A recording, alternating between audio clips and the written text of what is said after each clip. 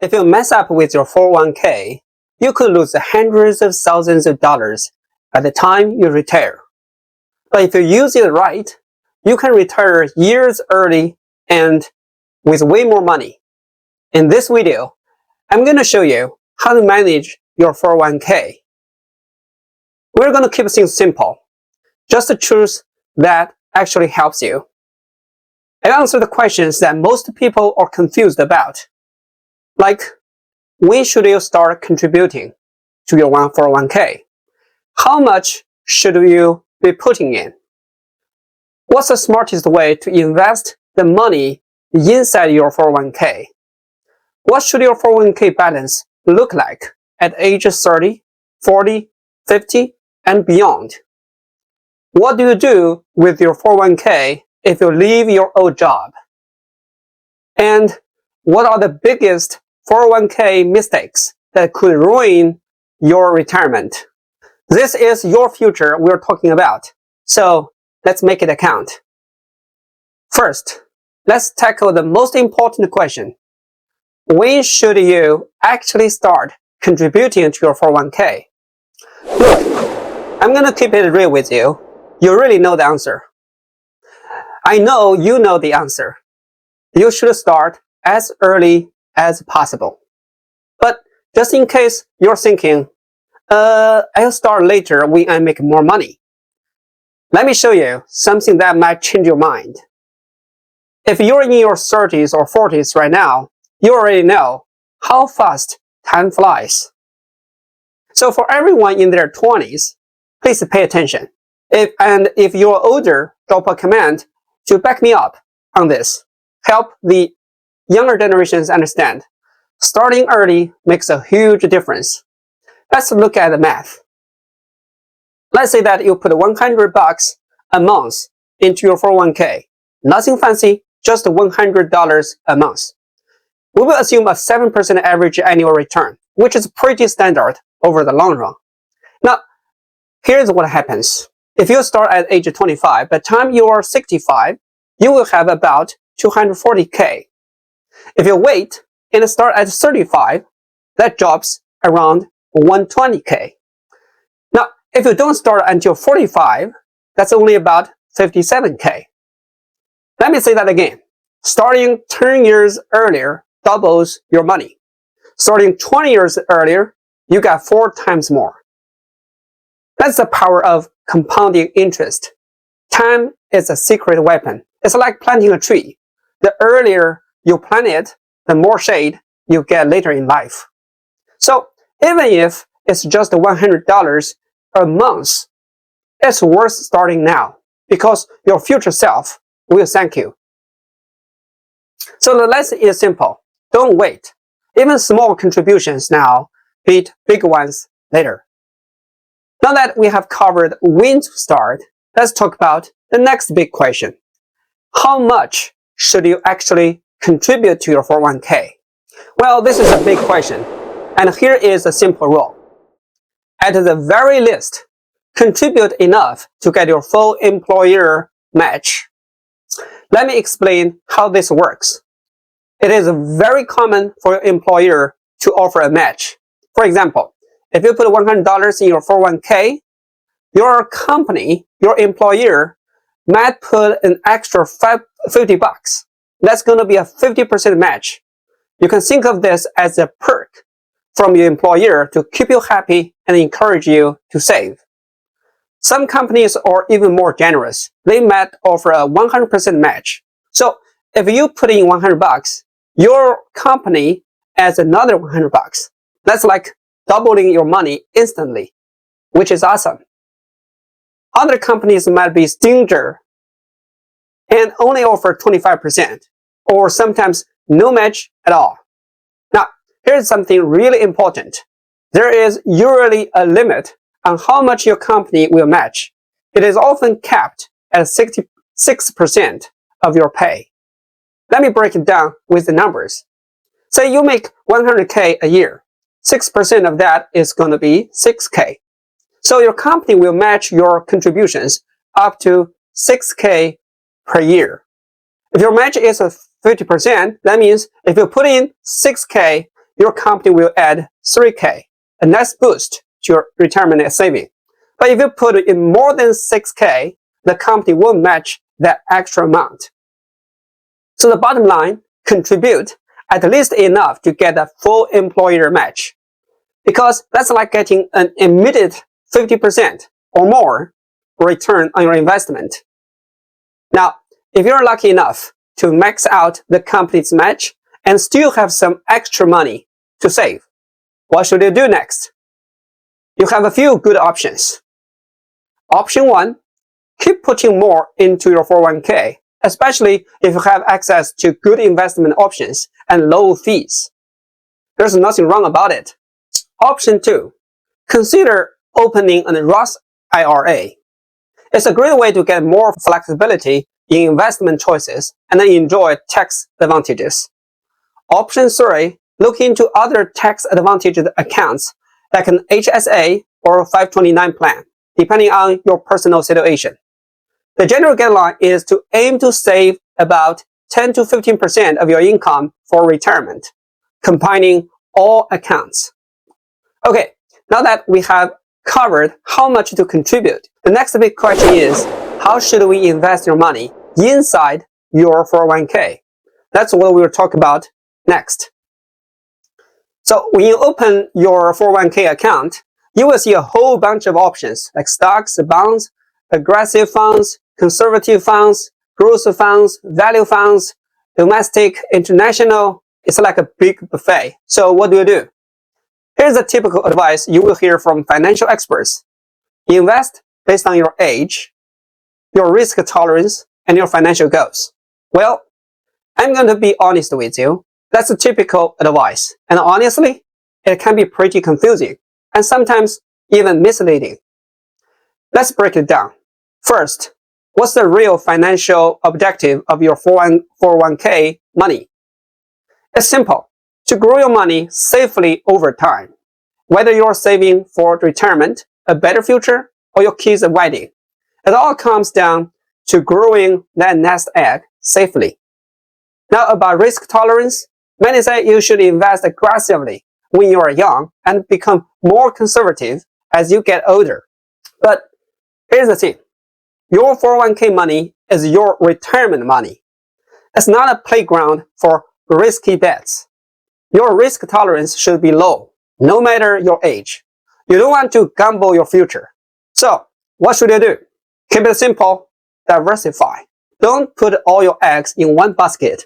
Spread your investment across stocks, bonds, and cash. Mix domestic and international funds. Include some large cap and small cap funds. A balanced mix protects you from shocks in any one area. If you're 25 or 55, the answer isn't YOLO, everything into aggressive stocks and dump everything into bonds and hope for the best.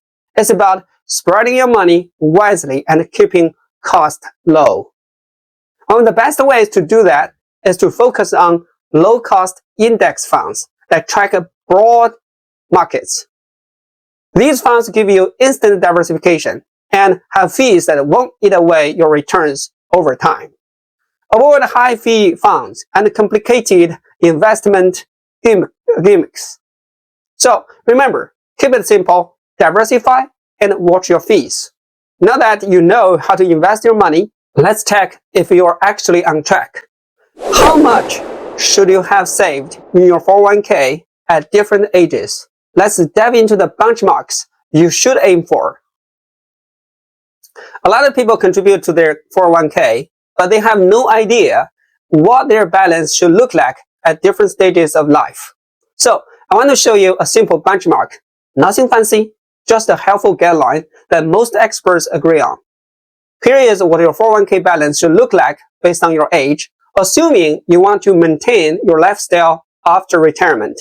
Assuming that you're earning 60k per year, at age 30, your target 401k balance should be one half about your annual salary, which is about 30k.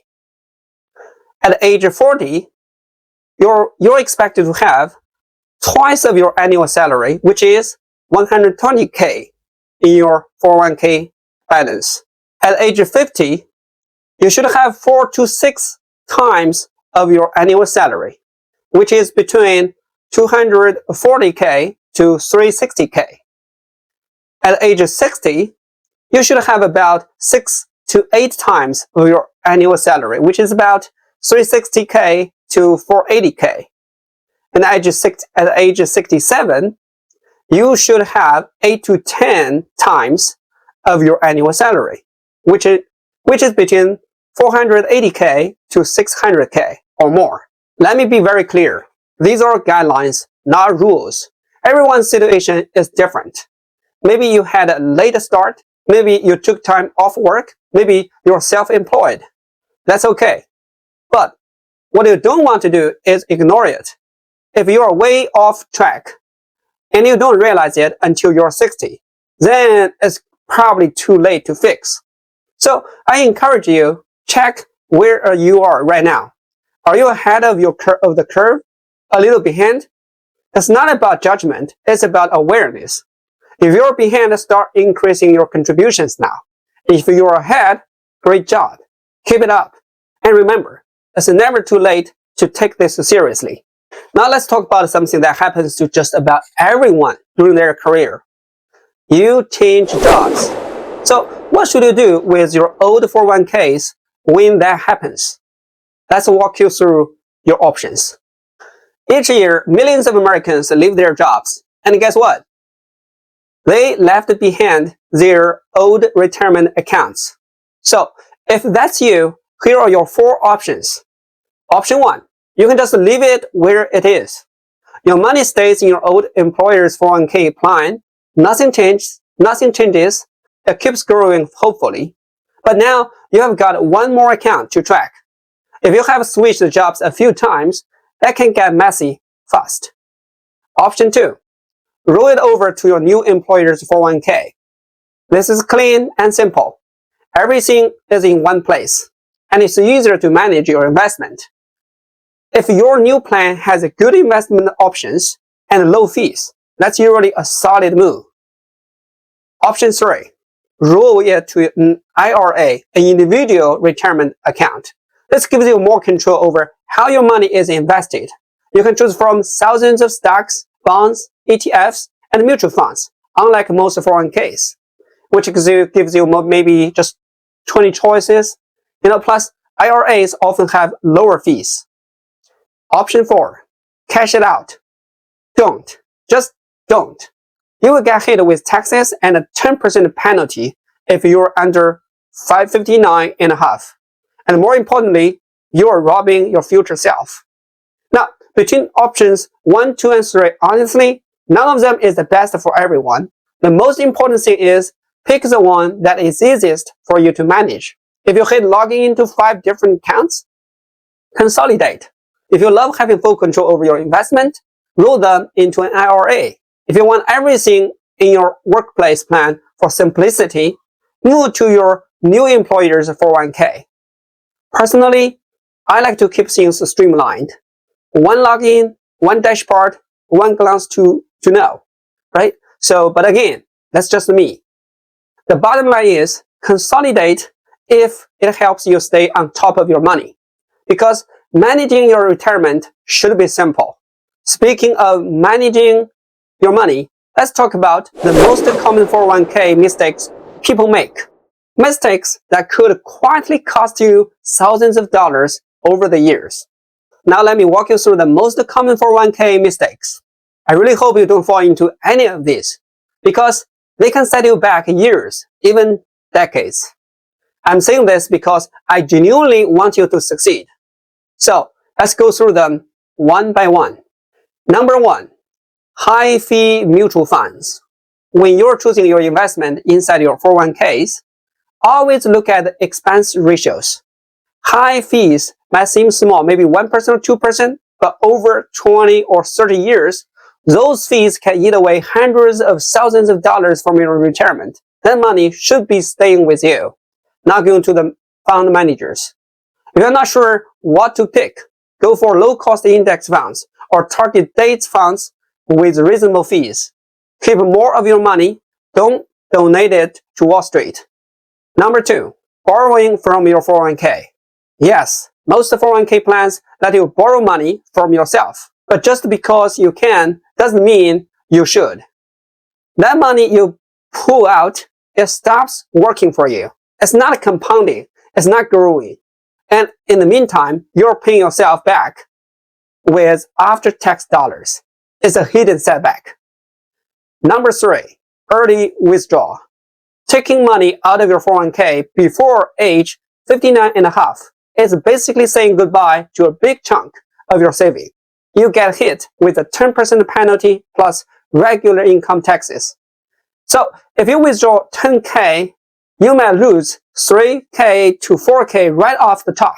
That's a steep price to pay for early access. Number 4, not increasing your contributions over time. When you get a raise, try to increase your 401k contribution. Even just 1% more can make a huge difference over 20 or 40 years.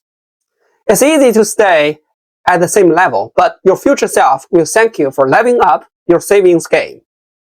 Number 5, paying unnecessary advisor fees. This one's controversial, but let's be honest. Many financial advisors charge 1% to 2% of your total assets under management every year. If you have 500k saved, that's 10k gone annually, just for advice you may not need. If you're investing in index fund and staying consistent, what exactly are they managing? Not much. So be careful. That little fee can quietly drain your nest egg. I am sharing all of this not to scare you, but to empower you. These are avoidable mistakes. And the good news, you can sidestep them all with just a little awareness. Now, let me leave you with this. You don't need to be a financial genius to retire rich. You just need to be consistent and make smart moves. Start early if you can. Start now if you haven't. Seriously, don't wait to have it all figured out. Don't overthink about it. Don't wait for the perfect time or the perfect strategy. Just start. Get your match. Increase your contributions when you can. Choose low-fee funds. Stay in the course. That's how you win. That's how real wealth is built. One paycheck at a time. If you found this video helpful, like this video. It helps more than you think. Drop a comment below. Tell me where you are at your 401k journey. Are you just getting started? Trying to catch up? Already on track? I would love to hear. And subscribe for more real, non-fluff personal finance tips that actually helps you. And if you know someone who is just getting started, please share this video with them. You could be the reason they retire well. Thank you so much for watching, and I will see you in the next one.